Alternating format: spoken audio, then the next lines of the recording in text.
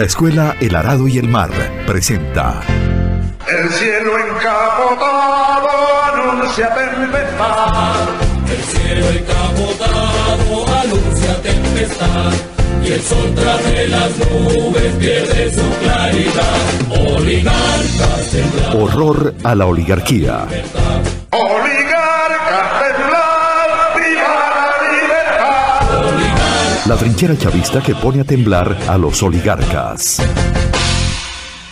Muy buenas, horror a la oligarquía está en el aire. Estamos en elaradoyelmar.blogspot.com y en Voces Libertarias en Caracas, Radio Sandino en Yaracuy, Radio Catabre en Barinas, Radio Coroba en Bolívar, Ondas del Cercado en Lara, Emisora Cultural de San Antonio en Miranda, Voz de la Libertad y Radio Unión en Barinas también. ¿Qué transmite? Que transmiten este programa. ¿Un día sí? El Radio Unión, sí. Y un día no. El teléfono para recibir sus mensajes es el 0416-626-3300. Y en Twitter, en @ungrano_de_maíz y en @elarado_y_el_mar. Me llegaron algunos mensajes de felicitación para el equipo, ¿no? A propósito del programa de ayer, el homenaje que le hicimos aquí a Miguel Enríquez, que estuvo muy bueno el programa. Se los transmito. Llegó un mensaje terminado en 3766, dice: camarada, buenos días, un saludo desde Maturín, les escribo para decirles que continúen su trabajo en esta hora tan negra para la patria. Aquí, en esta hora afrodescendiente. Para la patria, aquí permanecemos callados pero vigilantes. Y este otro dice: a veces paso días sin escuchar el programa, porque entonces me pongo radical y me empiezan a acusar de escuálido. Pero digo, Dios perdona su inocencia. Poco hermético el mensaje. No vamos a comentar nada sobre los hechos ocurridos ayer en algunas zonas de Caracas. Voy a lanzar algunas cosas que escuchamos, aunque todavía se desconoce mucho de lo que ocurrió. La información oficial... ¿Cómo que se llamaba aquellos estudios que hicieron que fracasaron, que dirigía la derecha interna? Era preguntas generadoras. Sí. Haga unas preguntas generadoras ahí. Sí, se habló, sobre todo la derecha celebró ayer buena parte del día sobre unos supuestos enfrentamientos entre colectivos y las fuerzas de seguridad. Lo cierto y la información oficial es que hubo muertos en Quinta Crespo a la tarde en un enfrentamiento entre policías del 6CPC y supuestos colectivos. Hay un muerto, incluso hay una persona que se la conoce con nombre y apellido. El apellido es Odreman, que aparece incluso en un video colocado en Aporrea, y aparecen otras imágenes sobre los asesinatos allí, ¿no? Y después, bueno, mucha confusión también a la noche generaron los medios ante el silencio nuestro, como es habitual, de supuestos colectivos que estaban en las puertas de Miraflores, incluso que tuvieron que cerrar las inmediaciones de Miraflores ante el peligro que supondría eso. Nosotros sacamos un artículo el sábado y muchas veces lamentamos que lo que decimos se termine comprobando. Decíamos que eran días peligrosos y que había que retomar el camino de Chávez de verdad, porque estábamos ante el peligro del anarquismo, de la salida anarcoide y del fascismo. Parece que eso es lo que está ocurriendo por estas horas. Que ambas son salidas individuales si uno se pone a ver el fascismo y el anarquismo. Sí, y que están generadas justamente por el vacío que es la revolución, el vacío ideológico y vacío político que está dejando el gobierno y la revolución. Bueno, por detrás de eso debe estar, y seguramente es así, la mano peluda de la ultraderecha y de la derecha en general, del imperio, del Mossad y de Uribe. Esos son elementos propios que van buscando desestabilizar al gobierno y desmoralizar a la base chavista. Yo digo lo siguiente, yo creo que lo que está por detrás de eso, no Uribe, el otro, lo que está por detrás de eso es la ambigüedad y el vacío teórico, el agotamiento ideológico de la revolución. Hay que decirlo así claro y raspado, porque si no, no podemos resolver el problema, pues, mientras se lo estemos endosando a otra gente. Fíjate una cosa, para no entrar en más profundidades. Fíjate que Cano tiene que referirse a eso como supuestos colectivos. ¿Por qué supuestos? ¿Por qué no colectivos? Porque el colectivo no está definido, es una cuestión anárquica. ¿Por qué son supuestos y no son colectivos? ¿Qué define a un colectivo de verdad? Nada, no se sabe, porque eso quedó realengo. Entonces son supuestos colectivos. Y las fotos con Serra, con Cilia, con no sé quién. Entonces, el culto a un pueblo sin definir el culto a la anarquía de esta revolución en los últimos 2 años, ¿verdad? Produce ese vacío y produce lo que decía algún artículo por ahí, que se cree un ambiente propicio para la anarquía, que es la antesala del fascismo. Ahora, ¿qué es lo que pasa? Lo que pasa es que el gobierno no sabe manejar, o no ha querido manejar, o no puede manejar la violencia revolucionaria. La violencia revolucionaria es la que defiende la revolución, ¿entiendes? Entonces, en plena batalla, en plena agresión, en plena guerra económica y guerra ya que están matando a la gente y tal, pide un armisticio. Miranda y Monteverde otra vez aparecen aquí, que ya fueron derrotados esos mismos cuando el sabotaje petrolero querían armisticio, y Chávez los derrotó. Entonces, aprendan de Chávez. Frente a la agresión militar del enemigo, le respondía con la violencia militar de la revolución. Ahí está Abril y está... Y la profundización, el cambio. Claro, no sé si la profundización, pero militarmente hablando.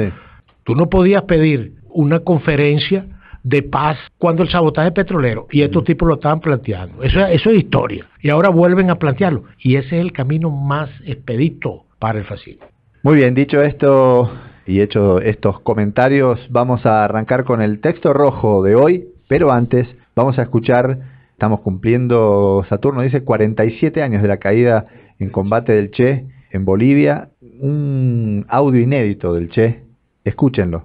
Detrás de esa puerta, la palabra de Ernesto Guevara sigue quemando. Su voz resuena en la cinta que grabó para su esposa en el momento de la despedida y que hoy escucharemos por primera vez.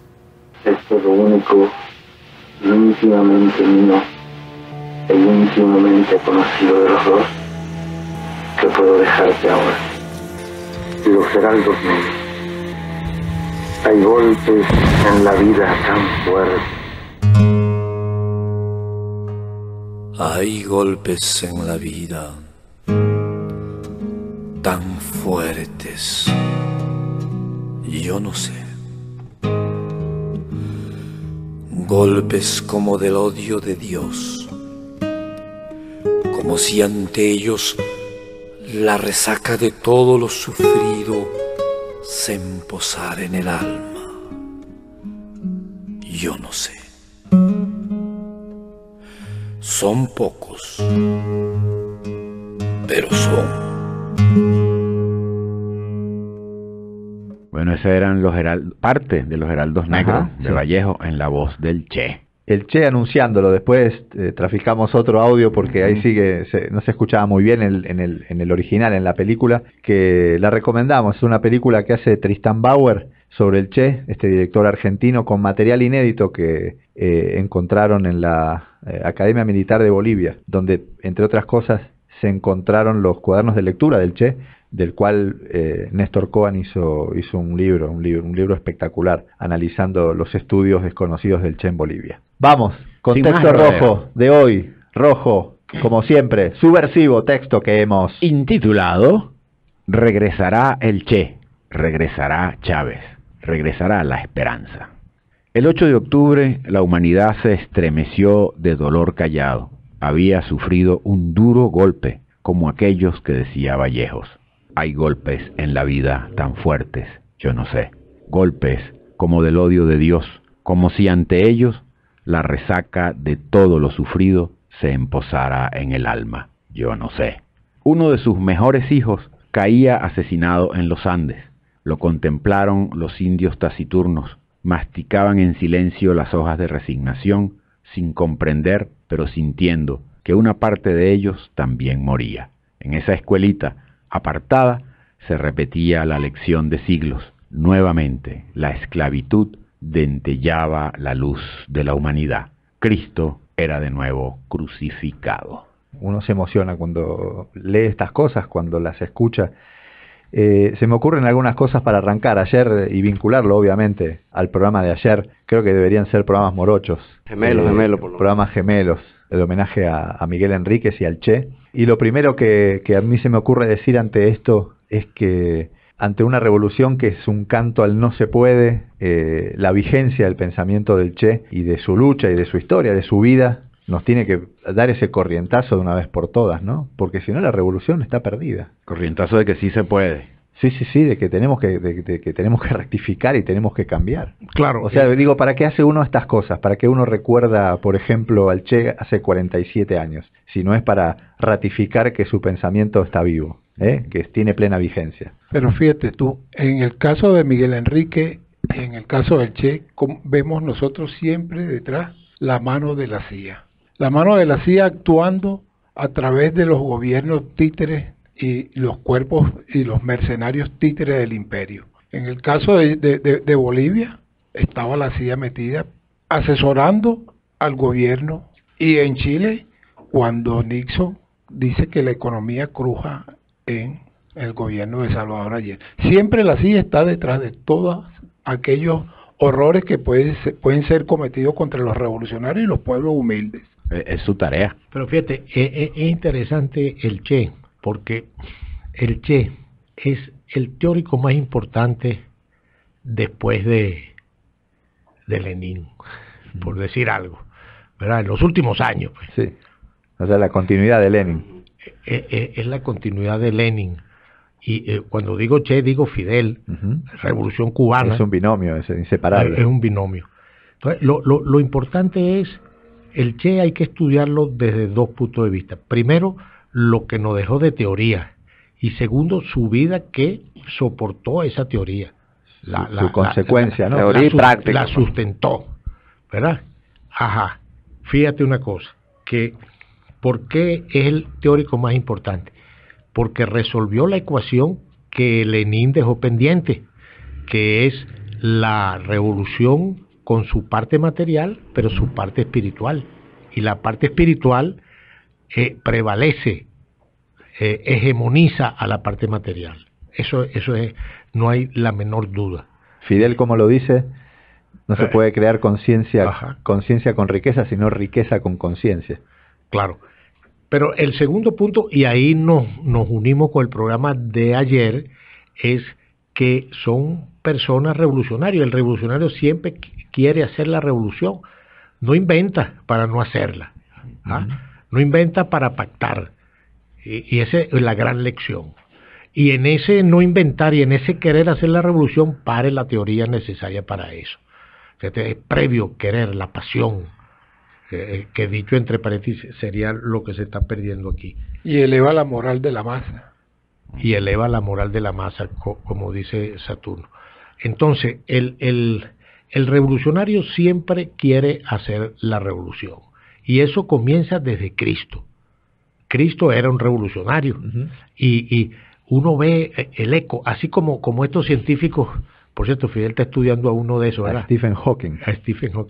Que oyen el eco de el Big Bang, que cuando se formó ellos oyen el eco y la lucecita que va por allá, miles de millones de tal. Bueno, así nosotros podemos estudiar a Cristo, el eco que quedó después de la deformación de filtro de todos estos papas y toda esta iglesia vagabunda. Entonces queda que era una operación militar, chico, aquello contra el imperio. Cuando Cristo entra el Viernes Santo en Jerusalén, arriba el burro, esa era una operación, infiltrados y todo con Judas. Del movimiento clandestino de Jesús. Sí, ahí había saudoseos, maquiaveos, no sé qué. Era una operación militar con gente armada y todo. Que entonces estos lo fueron almibarando, amancebando, pero habría que hablar con Drick. El gran Drick debe estar vibrando ahorita. No, es así, claro. El Día de la Patria en Argentina, la lectura que se hizo de esa parte de la historia, que era un día de lluvias y por eso había paraguas, y que había dos patriotas, se llaman French y Beruti, que repartían escarapelas. Y así le aprendimos nosotros la historia. Y no repartían escarapelas, estaban repartiendo armas. Sí. Para defender la revolución. No, pero eso lo dice Drick y Kautsky en los libros, dice el reino de los cielos será de los pobres, entonces le pusieron los pobres de espíritu. No, era un problema de clase. Y la violencia, no, cuidado, la violencia, la otra mejilla, bueno, y lo que hizo a los mercaderes, a los ricos, a los explotadores, al sistema financiero les cayó a coñazo, al latigazo. Esos son los ecos del Big Bang. El Big Bang revolucionario. Los ecos del que lo del látigo también debe ser una metáfora, ¿no? Yo creo que lo sacó a palazo limpio, a batazo. Claro. No, y otra cosa que decimos que el Che cae como Cristo, porque si nos ponemos a ver toda la lucha revolucionaria de Cristo hasta acá es una continuación. No podemos desligar ningún movimiento revolucionario ni a ningún revolucionario de aquella historia. Sí, porque se erigen sobre esa historia. Claro. Pero y para resumir esta partecita, entonces el Che y Miguel Enrique tienen mucho que hacer ahora. En palabras de Martí, tienen mucho que hacer, porque ahora es que se está decidiendo, ¿verdad?, si retrocedemos con la revolución o avanzamos, si es posible avanzar o no. Entonces, ayer decía Miguel Enrique, señor, el reformismo es el que está fracasando aquí, ¿verdad? Y decía, la derecha socialdemócrata interna en el gobierno de Allende fue sorprendida estratégicamente, fracasó estratégicamente, no previendo que la burguesía los iba a enfrentar con violencia. O sea, no supo defenderse, que eso es algo lo que está pasando ahorita. En esta ambivalencia, en esta parsimonia, que es sinónimo de cobardía, ¿verdad? Están surgiendo los monstruos. Ahí está lo que pasó con estos colectivos. Yo les digo colectivos, pues no sé por qué presunto. ¿Por qué la diferencia? Sí, no, porque yo lo asocio, y el común de la gente lo asocia a grupos revolucionarios. Bueno, pero al colectivo. Pero bueno, es que ese grupo estaba, que es más revolucionario. Pues. Tú no ves las declaraciones del hombre, a su manera tira su cuestión. Ahora, y se fotografía con Serra y con el otro y con Cilia y qué más. Y con el embajador de no sé dónde, de Siria sería, no sé. Entonces no son colectivos ahora, no, es que los colectivos, si no son atendidos y si no tienen razones sagradas y si están en el vacío, se vuelven anarquistas. Y el anarquista es la antesala del fascismo. Eso es lo que está pasando, no es culpa de ellos, es culpa del gobierno que no dirige. Sí, no, y digo... Que en plena batalla con los muertos y tal, pide una conferencia de paz. Exacto. Hazme el favor, chico. La Roca rodó otra vez montaña abajo. Los débiles bailaron de alivio. Terminó la presión por la revolución que implica riesgo. Ahora todo podía quedar en retórica, suave oleaje que no pone en peligro la nave de los privilegios. Los que debían dirigir la marcha hacia el sol decretaron que había que aceptar la realidad, que no hay esperanza, que el hombre es capitalista por naturaleza, que todo está decidido, que no es posible salir del capitalismo y el camino que conduce al nuevo mundo, al hombre nuevo, se cerró definitivamente en la higuera. Eso de que la roca cayó viene de una leyenda griega. Sí. Que Sísifo. Sí. O Sísifo. Lo condenaron por algunas cosas, creo que fue algunas picardías sexuales que hizo el hombre. Como todos. Lo condenaron a que subiera una roca por una montaña y cuando ya iba llegando la roca se desprendía y volvía a caer. Fíjate que es una metáfora de la revolución, ¿verdad? Cuando ya está cerquita y se está haciendo la revolución, viene la socialdemocracia y le da una patada a la roca y le tira para abajo, ¿verdad? Es la revolución desprovista de su ideología. Pero en el momento en que cae el Che, se alborotó la socialdemocracia interna, la disfrazada, y no, de ahí surge el MAS. Que no es posible hacer la revolución. Esos son los momentos del MAS. Se alborotó y se alegró. Porque fíjate que el Che Guevara dice... Recuerden que para la socialdemocracia el Che era un aventurero. Ahora quizá cambiaron de opinión, pero era un aventurero, foquista y no sé qué otras cosas le decían. Y para los PCB también. Sí. Pero sí, claro. Pero entonces llega el Che, le dice, fíjate este detalle, le dice a Allende que vamos hacia el mismo objetivo por diferentes caminos. Se lo escribe, ¿no? En un libro que le regala. Sí, en un prólogo de Guerra de Guerrilla. De la Guerra de Guerrilla. Pero le dice a Fidel que supimos que en una revolución se triunfa o se muere si es verdadera. Sí. Entonces Allende era verdadera y el MAS era inverdadera. O sea, era Contrario a la verdad. Era un fraude. Falsa, Sí. mentirosa, un fraude. Engañador. Un falso positivo. Pero entonces la caída de Allende pintó de revolución a todas esas faltas vías. Sí. Y dejó una alerta para los que venían después. Con la... Y cuando llega Allende, oye, se alborotó, mira, esta es la vía. Sí, pero Allende se restió y llegó hasta el final. Ahí Cabieces decía ayer, digamos de alguna manera apoyando la postura del MIR de aquellos años, de que el programa que tenía Allende no podía ser resuelto por la vía de la democracia burguesa, iba a saltar. Y no solo tuvo el privilegio la Revolución Chilena y la posibilidad de contar con gente muy lúcida que adivinó lo que iba a ocurrir, el camino. Además tuvo a Fidel. Recuerden aquel diálogo, se llamó Diálogo de las Américas. Fidel se entusiasmó muchísimo con la Revolución Chilena, estuvo un mes allá. Se dice que así no se quería ir. Sí, No, pero se recorrió todo Chile y le dice a Allende lo mismo. Él le dice, nosotros alguna vez lo hemos colocado, y es eso que dice Fidel, le dice a Allende, se lo puede estar diciendo a Maduro también. O sea, si lo ponemos hoy, ponlo, lo mismo. Ahí el diálogo. ¿Quieren que lo coloque? Sí, coloque, lo ubique. Y le regaló una ametralladora también. Ajá. Le dice esto, escuchen. Presidente, y a pesar de esos obstáculos, se puede llevar adelante el proceso. Y se avanza, ya lo he dicho. El cobre es nuestro, el hierro es nuestro, el salitre es nuestro, el acero es nuestro. Es decir, las riquezas básicas las hemos conquistado. Pero aquí hay una cuestión importante sobre esta pregunta que hace Olivares acerca de la vía y de las dificultades y de la marcha del proceso.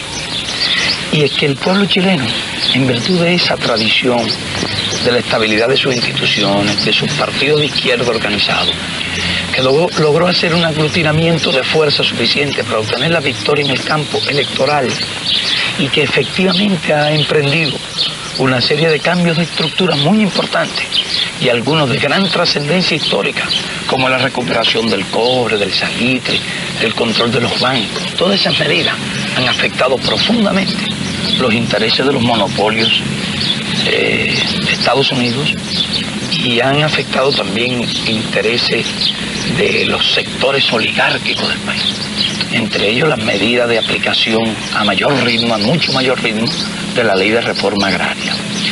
Y esta situación engendra una gran resistencia de esos intereses, que además controlan, como decía el presidente, grandes recursos de lucha.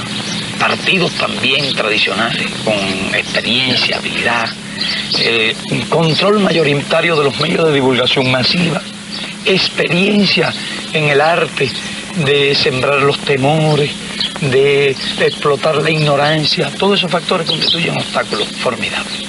Fíjate, Fidel, además, y perdón, inclusive hay que reconocerlo, algunos de esos partidos han logrado en los sectores de pobladores, en la gente con menos conciencia, tener arraigo, en algunos sectores del campesinado. Tú sabes que hay una masa en Chile de un porcentaje alto de analfabetos, gente que no hemos podido inclusive todavía incorporar plenamente la lucha del pueblo. Bueno, y yo tengo una impresión que esa resistencia acude a los procedimientos clásicos, además desarrollados. Y son procedimientos que nosotros calificamos de fascistas y que tratan por tanto de ganar masa con la demagogia, si es posible, en los sectores más atrasados de las capas humildes y ganar masa en las capas medias. Y entonces ahora falta una cuestión por demostrar: si esos intereses se resignarán pasivamente a los cambios de estructura que la Unidad Popular y el pueblo chileno han querido llevar adelante. Y es de esperar, si nosotros vamos a analizar teóricamente esta cuestión, que hagan resistencia fuerte e incluso hagan resistencia violenta. De manera que sea un factor que no se puede descontar en absoluto de la actual situación chilena, a mi juicio, que es el juicio de un visitante, que viene de un país que está en otras condiciones y que es como un viaje de un mundo a otro mundo. Porque fíjate una cosa, ¿cuál es el dilema que se le presenta a la Revolución Pacífica? Si sigue con los cambios estructurales que decía Fidel, hay confrontación. Si no, si va a una mesa a parlamentar, le exigen que deje los cambios. O sea, que entregue la revolución. Ese mismo es el dilema de nosotros ahorita.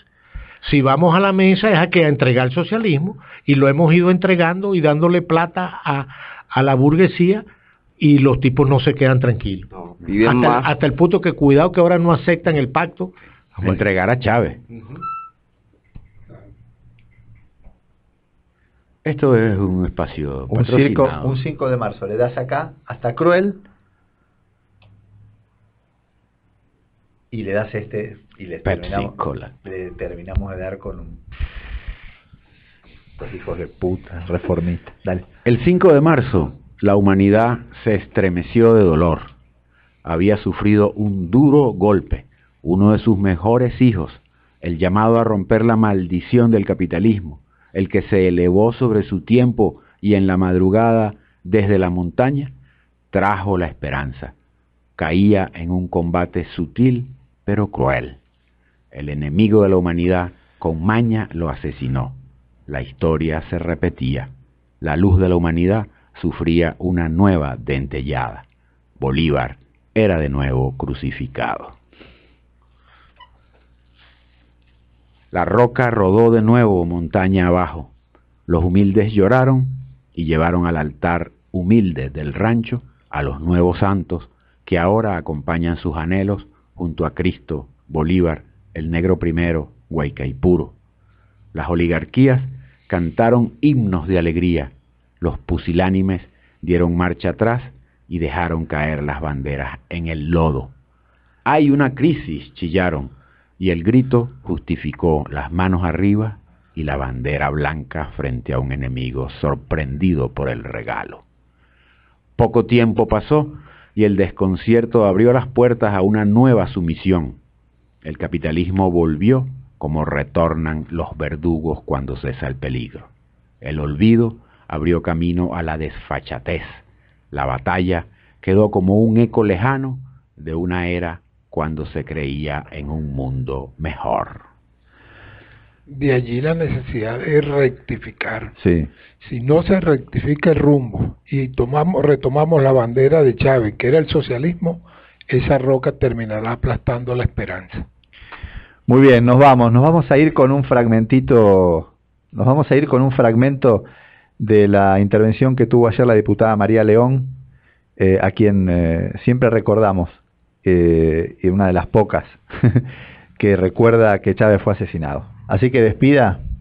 Volvemos mañana por aquí mismo, por esta trinchera, a seguir buscando la oligarquía donde quiera que esté, como quiera que te vista. Tu madre. Nosotros seremos leales a la patria, a nuestro ideario, aunque nos toque morir como murió Chávez, que lo asesinaron, como murió nuestro querido joven, amado Robert Serra.